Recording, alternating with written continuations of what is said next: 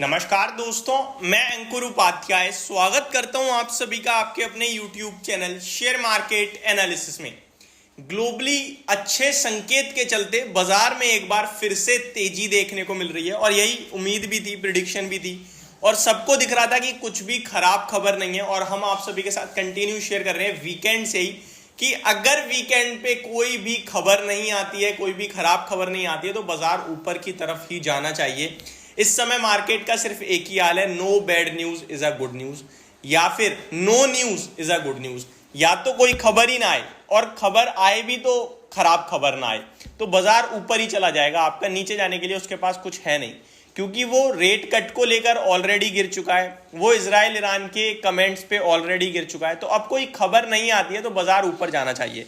Exactly वही होता हुआ दिख रहा है। कल आपको बेशक इंडेक्स लेवल पे निफ्टी, बैंक निफ्टी, सेंसेक्स में कुछ खास मूव नहीं दिखा, लेकिन स्टॉक स्पेसिफिक बड़ा एक्शन था, मैंने कल भी कहा था और आज भी कुछ वैसा ही होता हुआ दिख रहा है। लेकिन आज स्टॉक स्पेसिफिक एक्शन थोड़ा नेगेटिव साइड पे भी बराबर लेवल पे है। एक एक करके सारी चीजों को कवर करते हैं, समझने की कोशिश करते हैं, शुरू करते हैं बिना किसी देरी के। शुरुआत करना चाहूंगा सबसे पॉजिटिव चीज ग्लोबल मार्केट्स के साथ। ग्लोबल मार्केट में कल अमेरिका का बाजार हो या जापान का बाजार हो, चौतरफा बड़ी रैली देखने को मिली है आपको, हर तरफ हरियाली। जापान में निक्केई तो 2% तक भागता हुआ दिख रहा है आपको।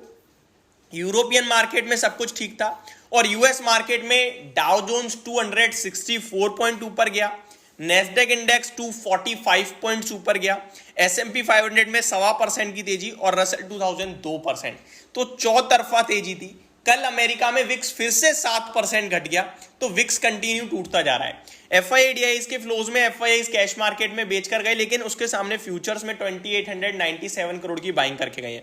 तो कैश मार्केट में एफआईआईज कंटिन्यू सेलिंग करते ही जा रहे हैं, वो नहीं रुक रहे हैं, लेकिन डीआईज कंटिन्यू खरीद रहे हैं। प्लस एफआईआईज जो है फ्यूचर्स या फिर इंडेक्स लेवल पे खरीदारी कर रहे हैं, इसलिए बाजार में कोई ज्यादा नेगेटिविटी आ नहीं रही है। अब आता हूं मैं मार्केट की अपडेट पे। निफ्टी करंटली आपको 70 पॉइंट ऊपर 22,440 पे दिख रहा है। यहां से क्या, इसके ऊपर आएंगे, पहले अपडेट ले लीजिए। सेंसेक्स में भी ऑलमोस्ट सिमिलर तेजी है, 268 पॉइंट ऊपर दिख रहा है, 0.36% अप है। बैंक निफ्टी जिसकी आज मंथली एक्सपायरी भी है, वो 48,000 के लेवल्स पे आपके लिए ट्रेड 48,200 पे ट्रेड कर रहा है। और आज के दिन ये इंपॉर्टेंट है क्योंकि इसकी एक्सपायरी, और मुझे लगता है 48,000 के ऊपर जब तक बना हुआ है तब तक आपको नेगेटिव नहीं होना है। इनफैक्ट थोड़ा सा आप क्वेश्चन भी रख लीजिए 48,000 के नीचे 50 पॉइंट तक का, क्योंकि बैंक निफ्टी है, बड़े मूव देता है, इसलिए 50 पॉइंट तक नीचे क्वेश्चन भी रखिए। उसके ऊपर मेरे को लगता है जब तक रह रहा है तब तक पॉजिटिव है और ऊपर में 400 का लेवल भी दिखा सकता है bank Nifty. Mid cap index आधे % ऊपर है, स्मॉल कैप में भी तेजी है पर आधे % की। एडवांस और डिक्लाइनिंग शेयर्स का रेशो बड़ा प्यारा है, 1533 शेयर हरे निशान में, जिसके सामने केवल 436 शेयर आज लाल है।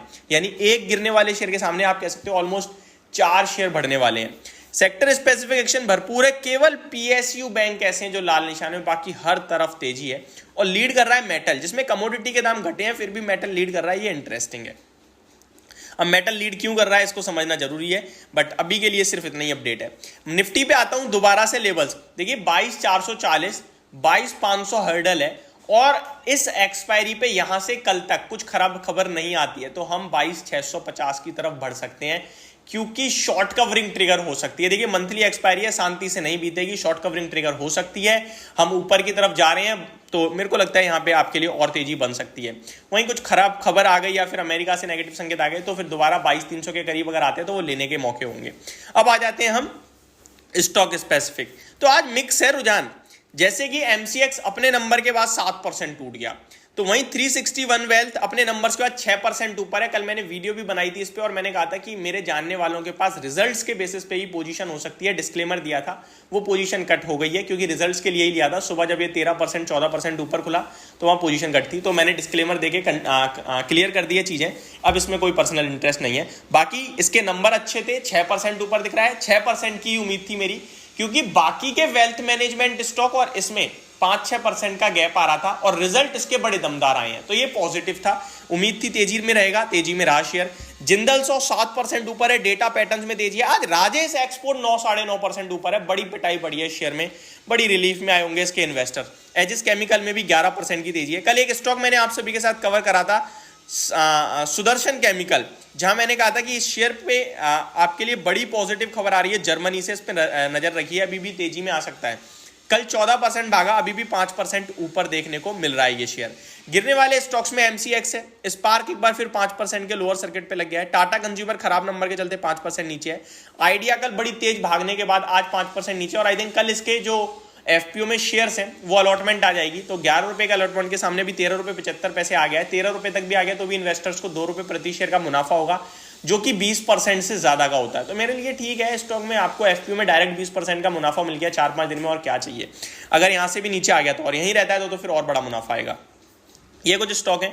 एस्ट्रा डीएम कल तो टूटा ही, डिविडेंड को एडजस्ट कर दिया, प्लस आज फिर नीचे चला गया है। ये क्लियर कट था भाई कि डिविडेंड के लिए नहीं लेना है, कोई शेयर मुनाफा नहीं देता डिविडेंड पे, नीचे आ गया है।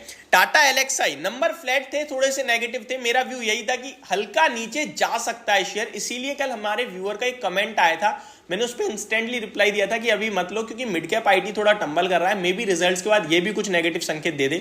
बट अब ये जो भाव है, ये भाव बहुत अच्छा है खरीदने के लिए। अब इसके ऊपर आज डिटेल में वीडियो बनाऊंगा कि लेना चाहिए तो किस रेशो में, या फिर अभी और वेट करना चाहिए। होप आपको ये सारी चीजें समझ में आई होंगी। पूरे स्टॉक स्पेसिफिकेशन मामला चल रहा है आज भी बाजार में, वहीं पे ध्यान दीजिए। Thank you so much for watching this video. Have a great day guys.